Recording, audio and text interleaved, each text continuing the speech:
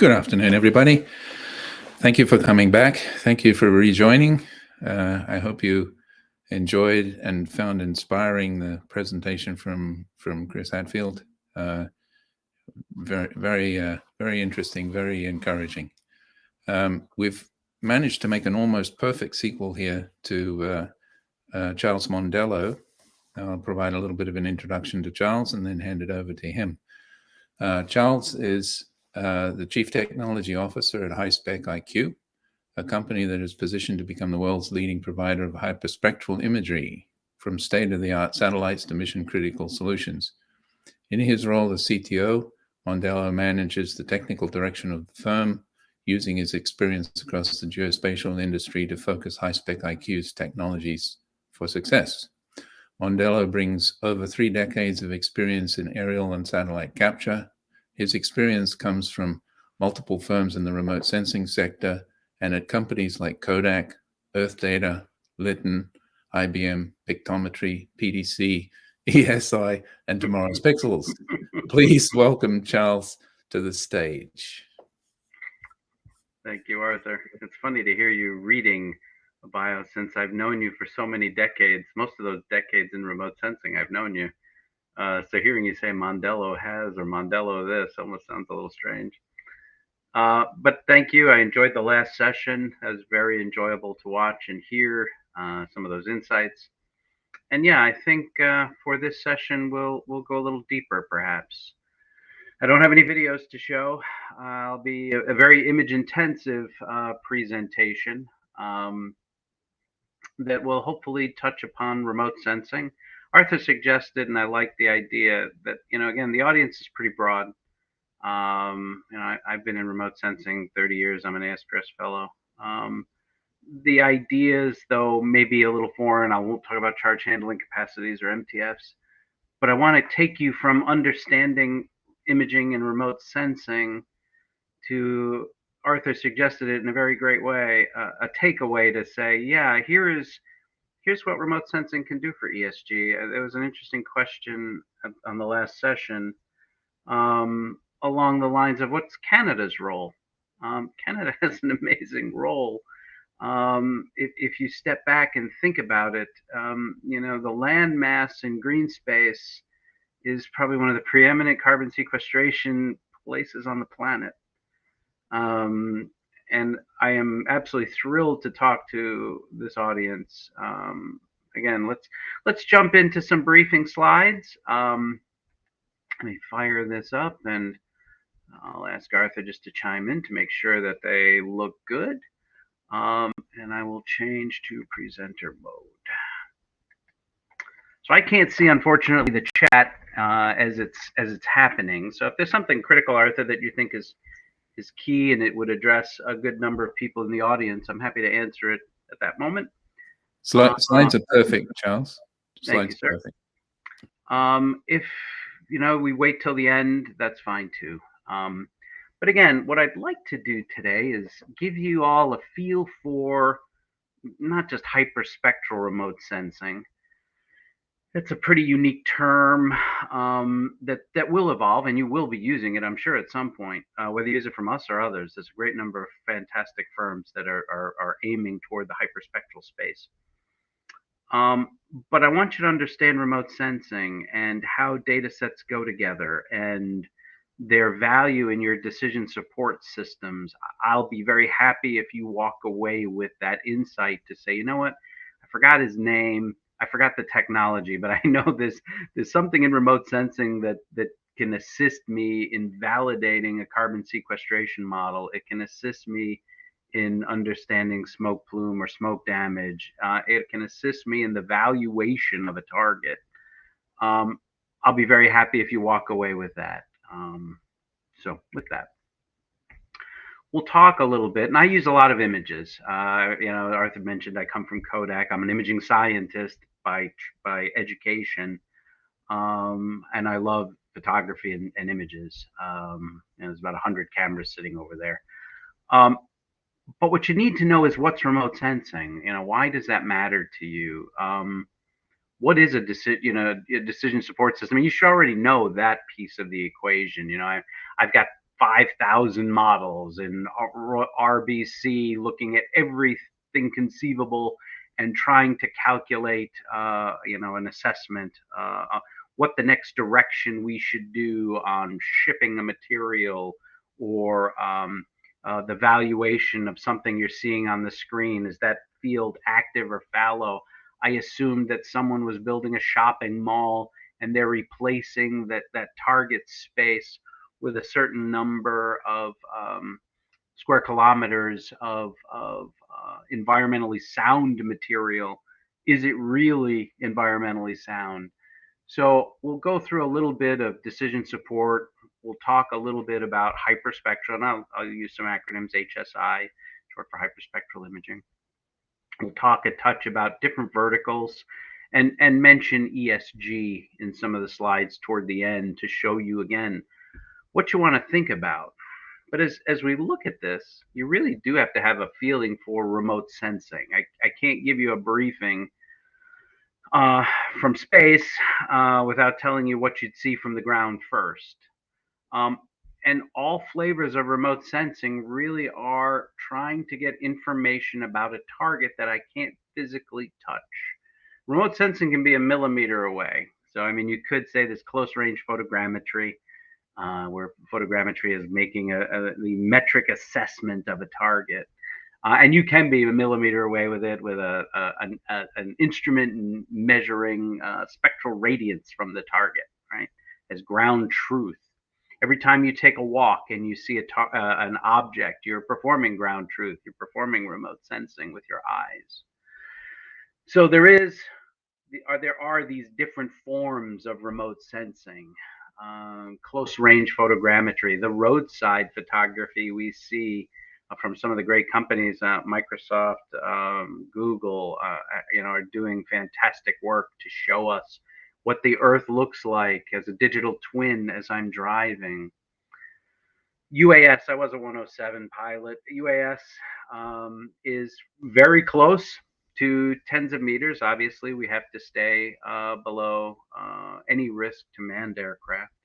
But a UAS gives us a very interesting perspective of a target. You see it in the bottom, that we can't see from the eye, and perhaps even just makes it easier on an emergency respondent to see something, or a rooftop, so that we can say, yeah, those shingles were damaged by hail, or some other event occurred. We have manned aircraft. If you look at the shot of California on the right, you'll see flight lines from manned aircraft. And those are hundreds of meters to low thousands of meters, right? We're in high altitude photography to photography close enough to see the cracks in road surfaces. We also then need to think about space, and we heard a great presentation from an astronaut moments ago. And space is used as a platform for our satellites. It enables us to put a vehicle into an orbit, and that orbit can be a sun synchronous, it can be a MEO, communication satellite, or it can be a geosynchronous global positioning weather satellite holding above a point on the Earth.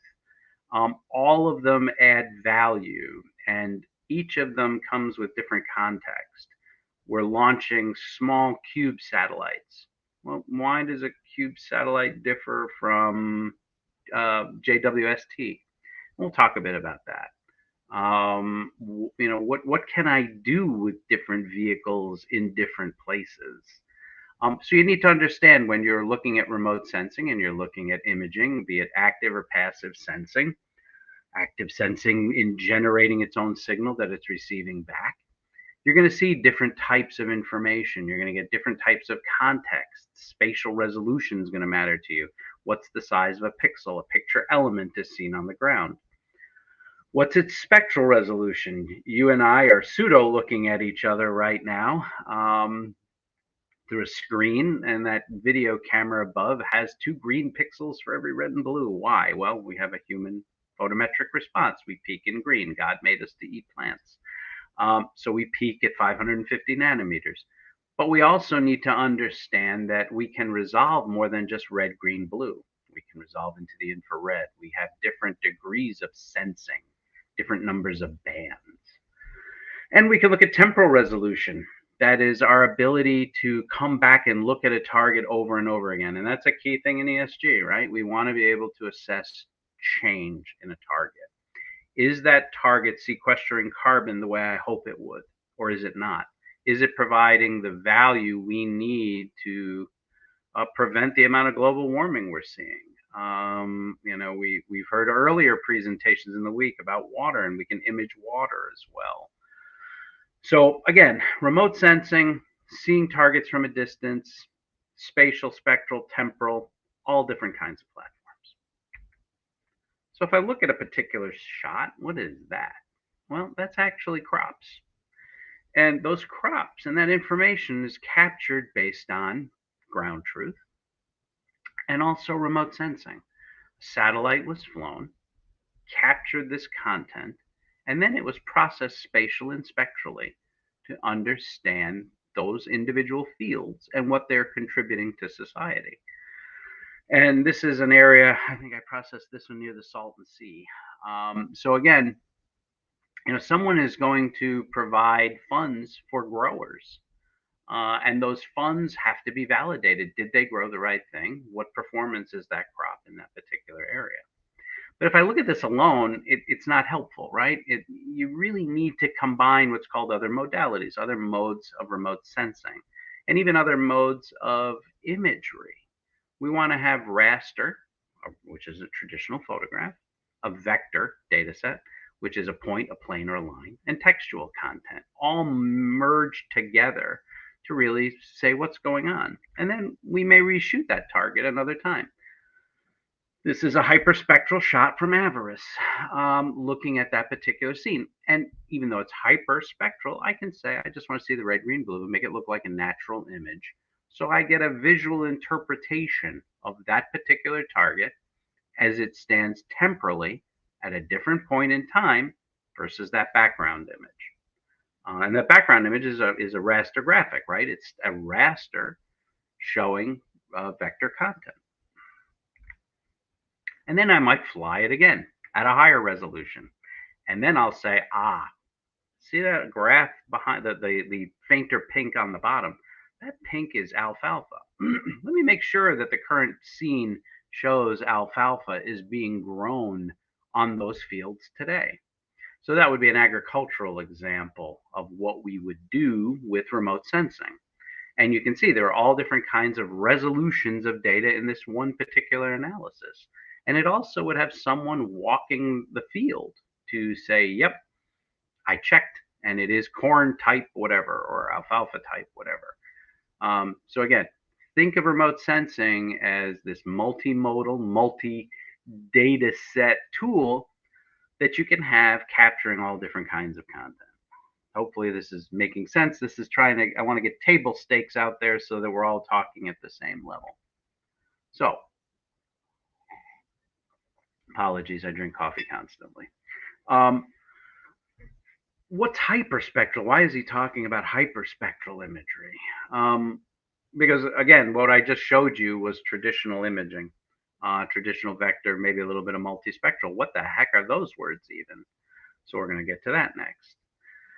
So how do these other forms of imaging contribute to an environmental model that will assist us in treating the earth correctly, valuing different components correctly, instead of randomly shotgunning what we're doing? How do I ensure that a fire doesn't occur again in Paradise, California? That's what you're looking at. And how do I communicate this to other people? Because it's showing someone this. What the heck is that on the screen?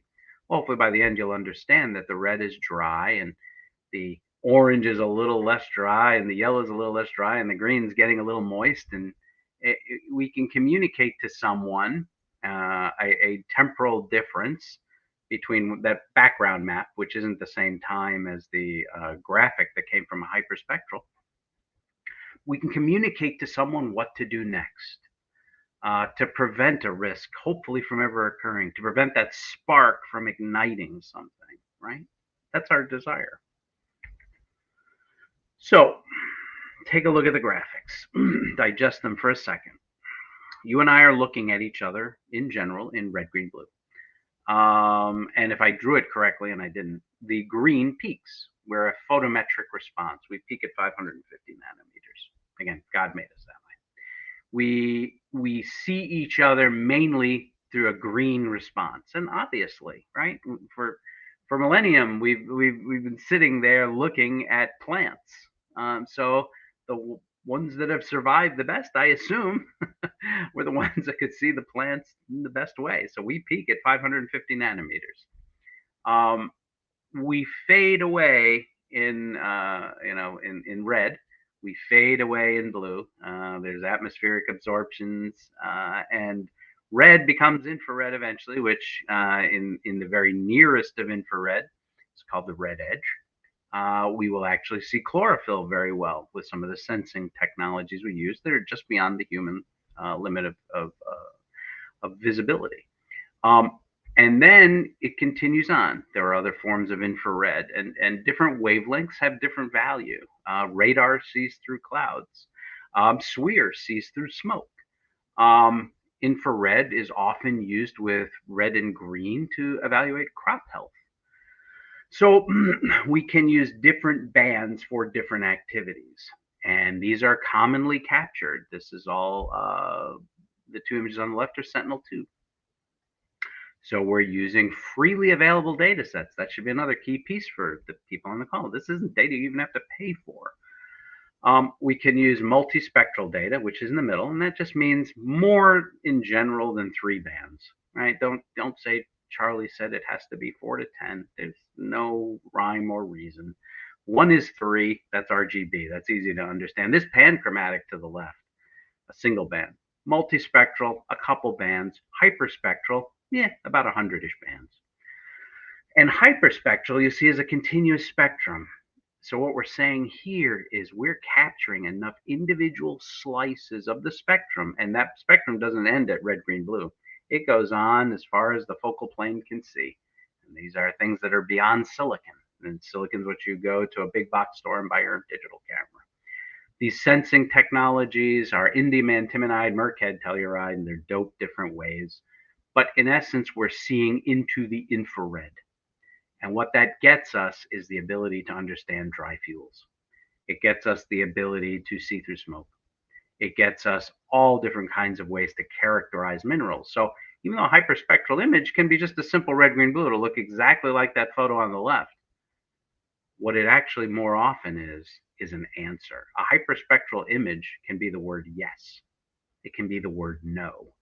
It can be corn type X, because that's what HSI gets you, and that's why I'm briefing you about HSI. It's a technology that's evolving, and you will see more and more firms talking about hyperspectral imagery.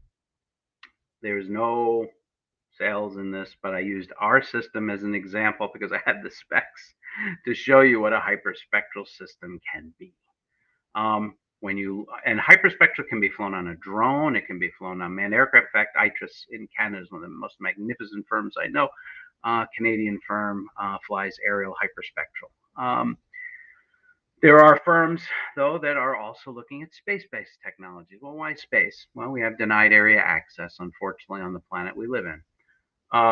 We have challenges getting to certain areas. We have politics. We have all kinds of things that cause churn. And it's important to be able to understand a target no matter where it is. And that's what a satellite does for you. It flies, they can fly n equals 15. That means the number of orbits per day to get around the Earth, 90 minutes per orbit. They go over a target a certain number of times. This particular one that I'm talking about, ours, goes over the exact same path every 7 days. But it can look ahead, look behind, look a little off to the side, so you can re-see targets per satellite every 3 days. They can have different numbers of bands, and when you see these things, more bands isn't always necessarily better, because again, God put a certain amount of energy reflecting off the targets on the planet. And the more bands you have, the more that energy has to be sliced apart. We also deal with something called the inverse square law. We are farther away from the target because we're a satellite. So the amount of energy hitting our satellite goes as the inverse of the square of the distance we are away, which is why you see very fast optics and big mirrors. Remember I mentioned earlier, JWST or Hubble. Why do they have these big mirrors in space? Well, they're light buckets. They're trying to capture as many photons and turn them into electrons as possible. So the mirrors have to be big. The primary mirror is the thing capturing the data. 1.22 lambda f number, if you've ever held a lens in your hand, f number, focal length over diameter. The bigger the diameter, the faster the optic, the more of a light bucket it is. And we'll even use technologies to cool arrays so we get every last bit of energy and the minimum amount of noise. So hopefully this is all painting the picture for you of remote sensing and hyperspectral. Because now we're going to talk about hyperspectral and what it does. So HSI is, again, this technology that separates spectrum into a lot of different bands. And these are used to characterize targets. And you don't just use HSI alone. That's foolish. You add understanding of moisture, of weather. You understand elevation data. Because when I say an area is dry, well, if it rains, it's going to improve. But if it's dry and it's not going to rain for another 10 days or 20 days, it's going to get worse. What do I need to do? So temporal revisits and hyperspectral and other data sets all work hand in hand in a workflow that's unique to you. And I can't cover all workflows, but I'm going to try and touch on a couple: ESG and dry fuels and fire and things like that. But again, you can picture this on corn yield. You can picture this on environmental remediation. An oil slick on the water changes the spectral response the target is providing back to the imager. That's what you have to remember. There are some technologies that see through clouds. Hyperspectral can see through smoke, depending on what spectral band you have. There are some technologies that see into the surface. Different radars have different penetration capabilities into the surface. Passive microwave can go very deep into the surface. A lot of them, though, have long wavelengths, 1.22 lambda f number. The wavelength, as it gets bigger, means the resolution gets worse. So you have to think about a lot of things, but again, you ponder, you just need to know what you need to answer. And there are enough people in this remote sensing industry that can assist to say, yep, add these couple things together to see. Here's an example of a target in paradise, and the imagery shows it's pretty dry. Well, if I use the roadside photography, it's pretty dry. So instead of driving the whole region, what I can do is characterize it with remote sensing and then send people out in pointed areas to check those areas in red. Those are the driest. God forbid there's a fire again, or that we have a hurricane and there's a flood, and the flood recedes and all the debris is left behind. Well, again, hyperspectral is a technology, this guy told me, that can see materials. Yes. So you use HSI to try and characterize, that's wood. That's concrete. Oh, wait a minute. That's an oil slick on water. So you use this technology to see and understand materials. And then you have to say, wait a minute, most people don't understand what their own home looks like from a satellite or an aircraft. So you actually want to portray a home or a structure in a way people can understand. So you're using your own workflow, but you need to have a vast number of people evaluating targets. So what you do is you portray it in a way that's more natural. So here we're showing elevation data draped with an image. The image could be a decade old.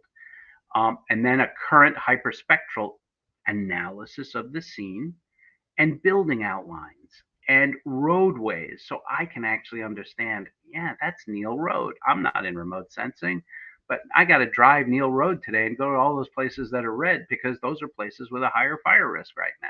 And I'm an insurance carrier, or I'm a bank. I need to know what's happening. Oh, and by the way, when I look at an analytic like this, I know that on a certain side, the wind is blowing in general. It's coming from a certain direction. And when it does, that will cause additional drying on one side. So when I do actuarial work or analysis work, I can come back and say, yep, I get it. When I'm trying to ensure that people are doing the right thing, when they remove a wetland, we can try and fix it. Because notice, actually, you see all the low-lying areas, they aren't as dry. So, God forbid a fire occurs. What does hyperspectral do for you? Well, we can actually analyze the plume. You can see what it is. This is an overlay of California's high-risk areas, and I'm not really sure why the whole area isn't painted red, but for some reason it's not. I can't comment on that layer. But what I can show is that plume did emanate from a certain spot. It covered a certain area, and if I had banking concern or a concern for people in the area that I needed to evacuate, I can look at this and understand. Now, the downside of satellites is it's an n equals 15 orbit. It's only going to come by every 90 minutes, right? And it's going to step across the Earth. It's even worse. So we then take a photograph, and then we can use other data from weather, from a geostationary satellite to say, yeah, the wind is blowing in this direction. The rain is happening here, here, and here. I could foresee it getting worse. There's an example. This is Aberrus. So this is a hyperspectral aerial imager. And here you're seeing a smoke plume. Well, again, the HSI. So think of a microwave oven. You can stand right in front of it. It's got a metal grate. For some reason, those microwaves don't come through, because for microwaves, that metal grate is opaque. When you're looking at radar, the clouds, as long as they're not massive thunderheads, which you'll get attenuation, but you can see through clouds. SWIR, smoke, is kind of see-through. So we can actually look at this is the exact same image, and say, yeah, I can see the burn in that particular area. So again, you pick the right sensing technologies to use for particular events. Suppose you're a power user of some sort and you want this HSI. I just threw up QGIS here this morning, and I said, let me extract a couple of screens out of QGIS. Again, freely available. This is free. The Aberrus data I showed you is free. The multispectral data from Sentinel-2 is free.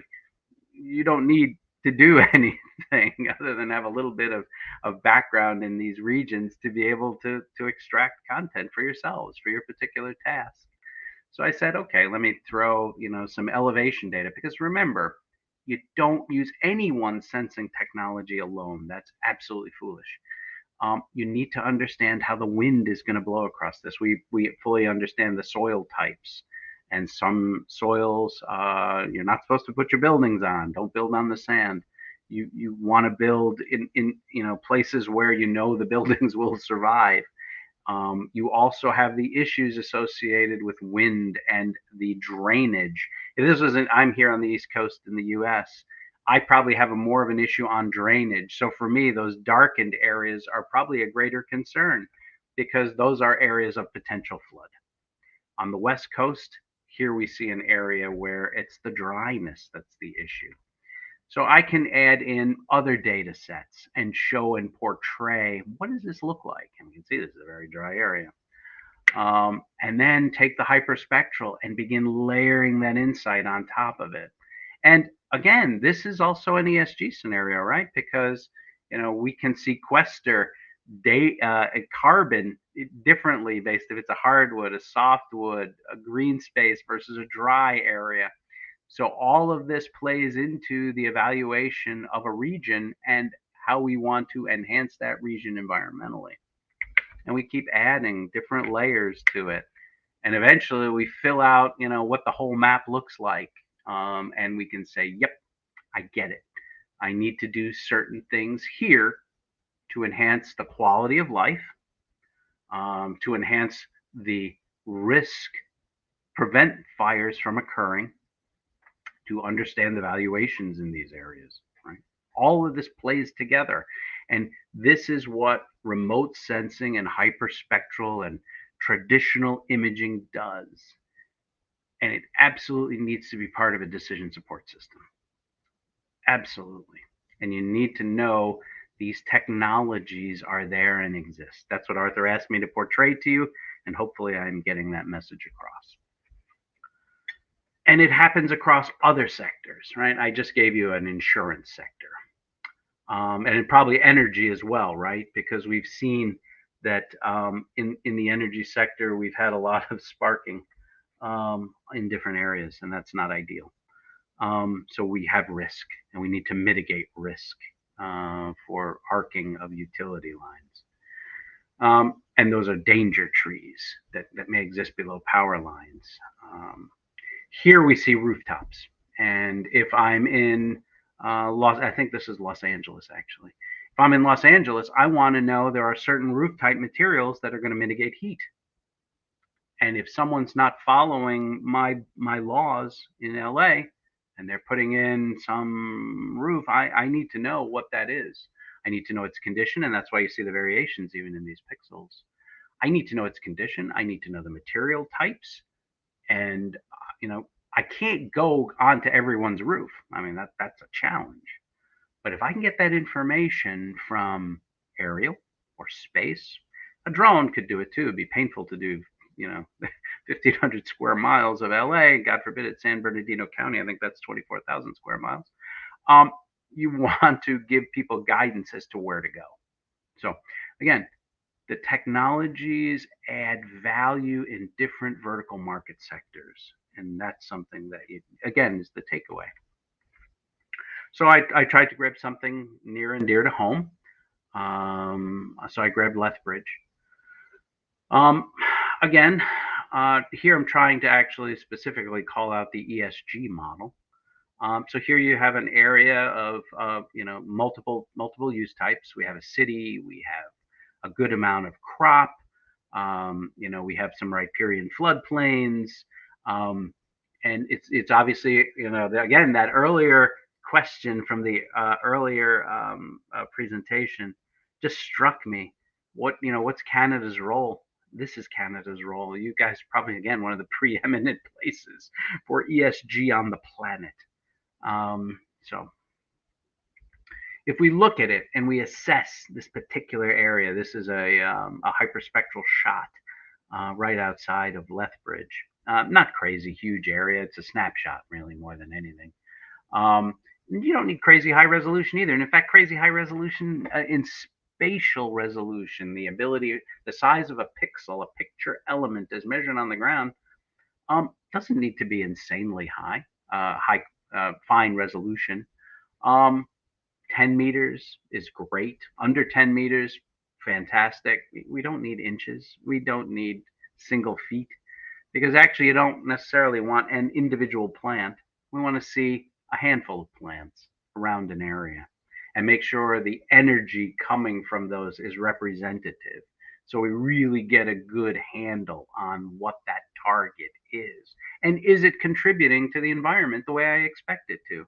I invested, again, in someone doing something there, asking them to grow a particular crop or remediate a region.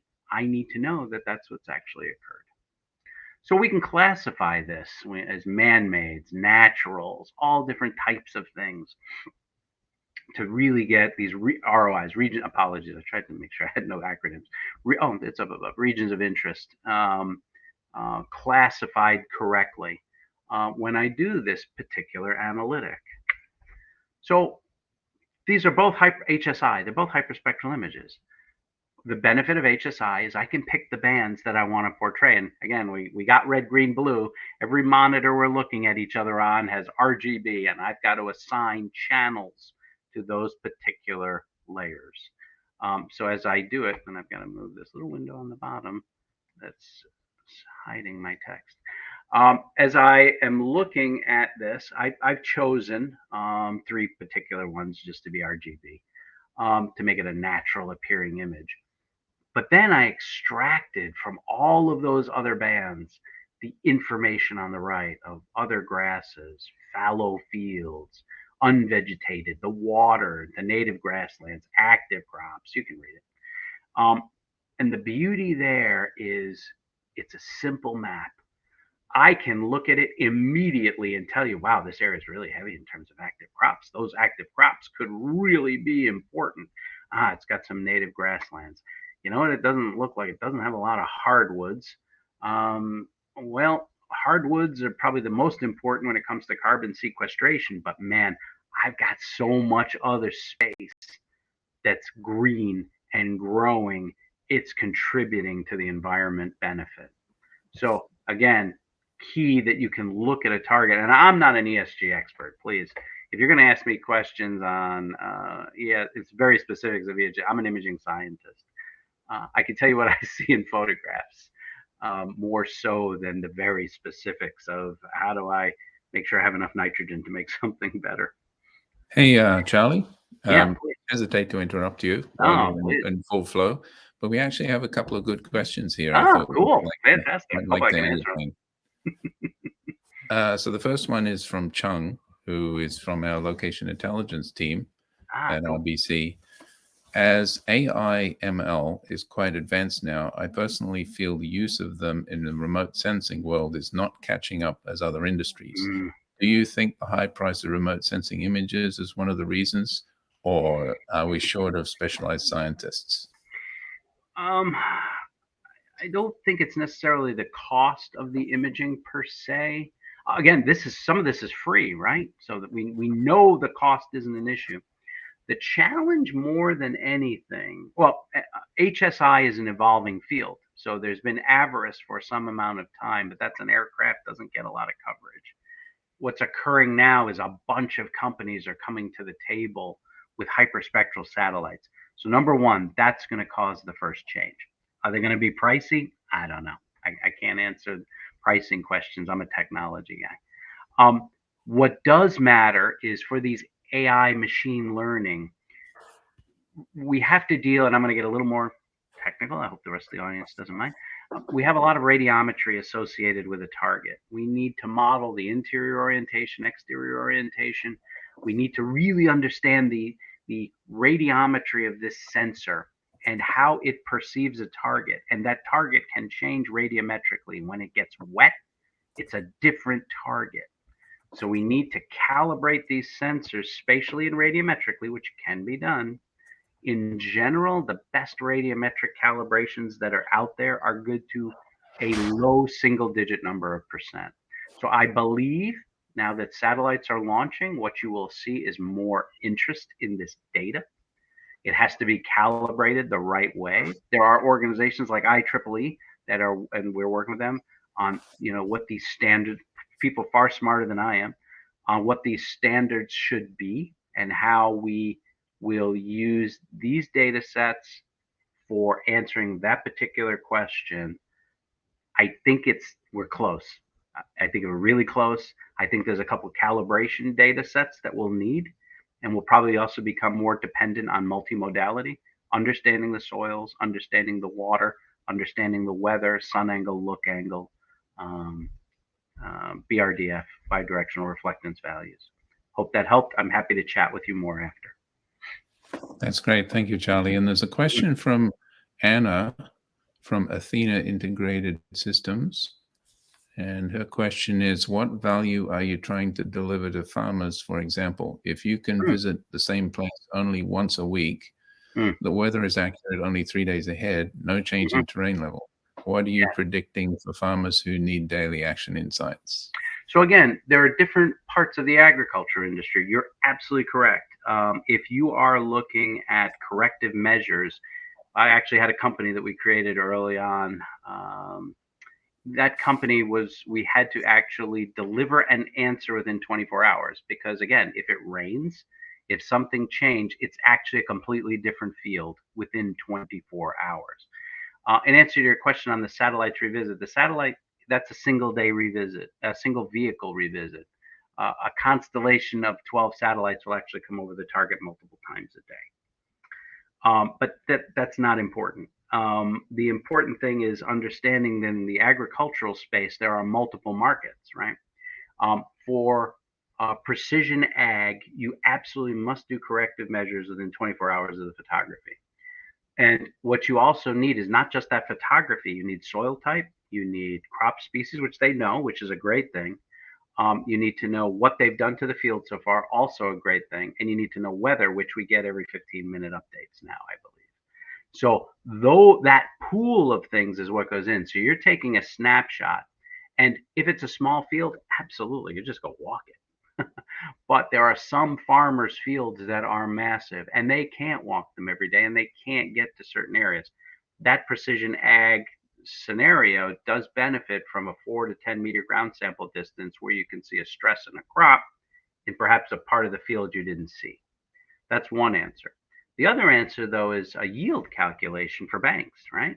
And in that particular case, what you want to do is one shot during emergence, twice during growth, and one at senescence. That's usually what we did in the past to image a field to try and get a handle on how is that particular field performing against a different field and what could I expect to yield from the two. So again, you perhaps are far more erudite in the field of agronomy than I am. Those are two examples I can give you. I fully agree. You have to have corrective measures in 24 hours. And you don't want to think about it as one satellite. It's one satellite, and then you have to decide and perhaps different companies will do it different ways. We may find a company that wants to fly a suite of vehicles side by side not side by side literally, but stage them within a short term of each other. So they're coming over the target at reasonably similar sun angle, look angle, so that we can stitch the photography together and get a wider swath. There may be others who want to have a satellite fly overhead every day, once a day, same time, same look angle, same sun angle, so we get temporal snapshots. I hope that answered the question. Also, again, happy to talk more. That's a good answer. Thanks very much, Charlie. I'm going to now. Unfortunately, we have to finish at 3 because we have to allow time for folks to go and visit the. Okay, let's accelerate. I'm pretty close to the end, Arthur. I'm not. Well, let me throw my question in there. Oh, okay. So I'm invoking chair privilege here. So the question is, you and I have talked at some length about how to synthesize the appearance of hyperspectral imagery. And that's quite often used to justify the launch of a satellite and so on and so forth. But what I want to know is, could I synthesize an image of an area that represents how that area should be if carbon sequestration were in good shape, so that I can just difference that from another image and know where the bad things are? Yeah. And again, that's a great multimodality question.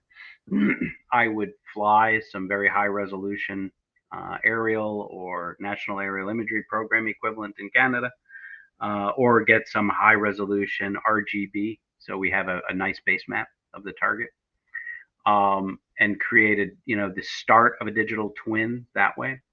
And then the HSI gives you the material analytic, right? So we're using high resolution to see the target, refly with HSI for material analysis and material condition. Looking at these fields here, understanding what is being grown in certain areas. Then use soil types for projections as well as wetness, in addition to the HSI, to try and glean why perhaps a certain field isn't performing as well as another. If we obviously had truth on the specific crop types, that would be a wonderful thing. So the HSI gives you that multimodality truth on what a target is. We've always used finer and finer ground sample distance to really zoom in on that particular roof. Well, 4-meter GSD HSI can tell you it's PVC versus bitumen. So again, you have those capabilities, and in a digital twin, it's a great combination.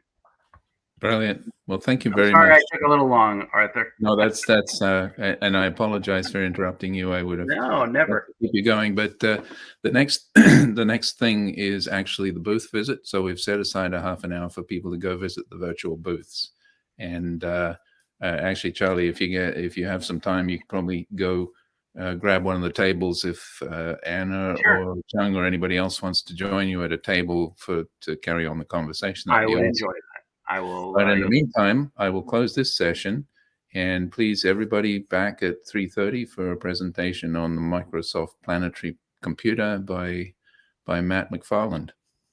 Very cool. Thank you, Arthur, and thank you everyone for watching.